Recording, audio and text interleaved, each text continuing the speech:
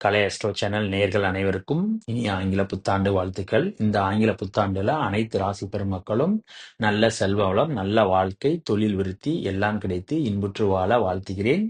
இப்போ ஒவ்வொரு ராசிக்குமான ஆங்கில புத்தாண்டு ராசி பலன்கள் பார்ப்போம். அதுக்கு முன்னால நம்ம சேனலை சப்ஸ்கிரைப் பண்ணாதவங்க மறக்காம சப்ஸ்கிரைப் பண்ணிக்கோங்க. அப்படியே பக்கத்துல உள்ள பெல் பட்டனை கிளிக் பண்ணிக்கோங்க. அப்பதான் நான் போடுற வீடியோ உங்களுக்கு நோட்டிபிகேஷன்ல வரும். வாங்க வீடியோக்குள்ள போவோம். அனைத்து ராசி பெருமக்களுக்கும் ஆங்கில புத்தாண்டு ராசி பலன்கள் பார்ப்பதற்கு முன்னால இந்த வருடத்தில் உள்ள கிரகங்களின் நகர்வுகள் எப்படி இருக்கு அப்படின்னு சொல்லி பார்ப்போம். வருடத்தினுடைய ஆரம்பத்துல பாத்தீங்கன்னா குரு வக்ரமாகி ரிஷப ராசியில இருக்காரு. அவர் பிப்ரவரி 5ஆம் தேதி வக்ர நிவர்த்தியாகி ரிஷப ராசியில இருக்கிறாரு. அதுக்கப்புறம் எப்ப பயிற்சி அடைகிறார் அப்படின்னு பாத்தீங்கன்னா மே 14ஆம் தேதி என்னன்னா ரிஷப ராசியிலிருந்து மிதுன ராசிக்கு பயிற்சி அடைகிறார். அதுக்கப்புறம் அந்த மிதுன ராசியில் இருந்த குரு பாத்தீங்கன்னா அதிசாரமாகி அக்டோபர் 18ஆம் தேதி கடகராசிக்கு வர்றாரு. அதுக்கப்புறம் நவம்பர் 11ஆம் தேதி பாத்தீங்கன்னா கடகராசியில இருக்கிற அந்த அதிசார குரு பாத்தீங்கன்னா வக்ரம் அடைகிறாரு அந்த வருடம் முடியும் வரைக்கும். அதுக்கப்புறம் சனி எப்படி இருக்கிறாருன்னு சொல்லி பார்ப்போம். வருடத்தினுடைய ஆரம்பத்துல பாத்தீங்கன்னா அவர் கும்பராசியில இருக்கிறாரு. அந்த கும்பராசியில இருக்கிற சனி பாத்தீங்கன்னா மார்ச் 29ஆம் தேதி கும்பராசியிலிருந்து மிதுன ராசிக்கு இடப்பெயர்ச்சி அடைகிறாரு.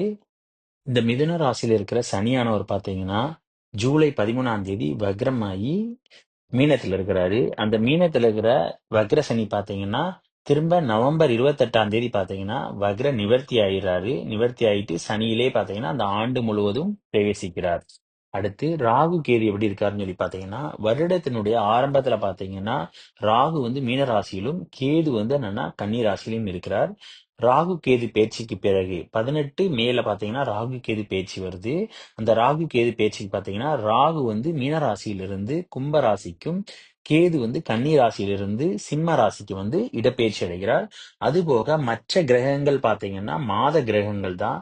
அது ஒரு ஒரு மாசத்துக்கும் மாறுவாங்க. ஆக இந்த மாத கிரகங்களினுடைய பேச்சுகளை பாத்தீங்கன்னா அந்தந்த மாதத்தினுடைய ராசி பலன்கள் பார்க்கும்போது பார்ப்போம்.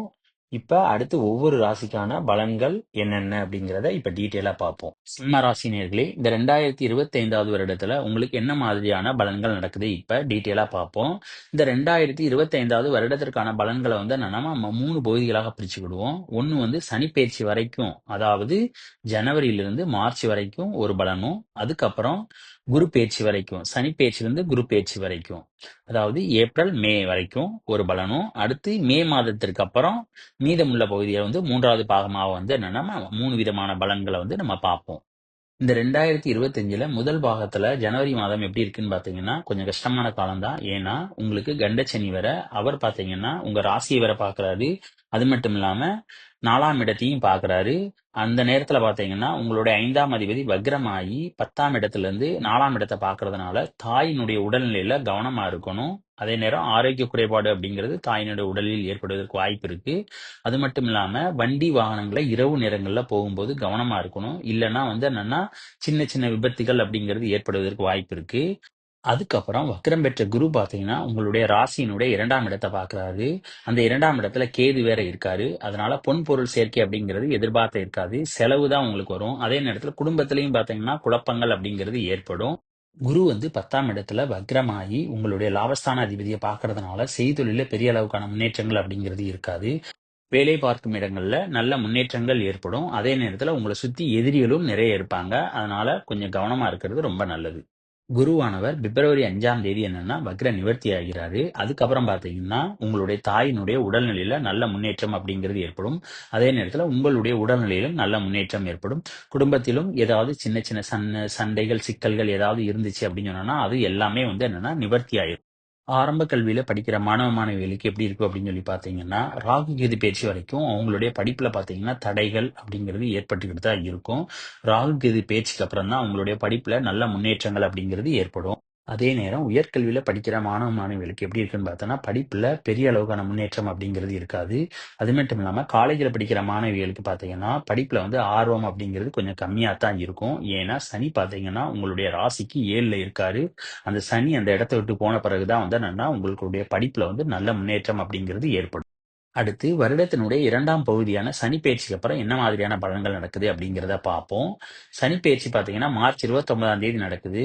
அவர் வந்து என்னன்னா கும்ப ராசியிலிருந்து மீன ராசிக்கு போறாரு. அதாவது உங்க ராசி 8ஆம் இடத்துல போறாரு. இதனால உங்களுக்கு அஷ்டம சனி அப்படிங்கிறது ஏற்படுது. இந்த அட்டம சனி பார்த்தீங்கன்னா, ராகுவோட சேர்க்கை உங்களுடைய ராசிக்கு 8ல ஏற்படுது. அதனால அவர் 8ல இருந்து 2 பேரும் சேர்ந்து உங்களுடைய குடும்பஸ்தானத்த பார்க்கறதுனால, குடும்பத்தில பார்த்தீங்கன்னா, தேவையற்ற குழப்பங்கள் அப்படிங்கிறது ஏற்படும். அதே மாரி குடும்பத்தில தேவையற்ற செலவினங்களையும் ஏற்படுத்துவாரு. அஷ்டமாதிபதி குருவோட பார்வை வேற இருக்குது. இதனால வந்து செலவினங்கள் அப்படிங்கிறது ரொம்ப அதிகமா இருக்கும். அது மட்டும் இல்லாம உங்களுடைய பேச்சுக்கள்ல வந்து கவனமா இருக்கணும். இல்லன்னா வந்து அதுவே வந்து என்னன்னா உங்களுக்கு வினையாகவும் அமையறதுக்கு வாய்ப்பு இருக்கிறது.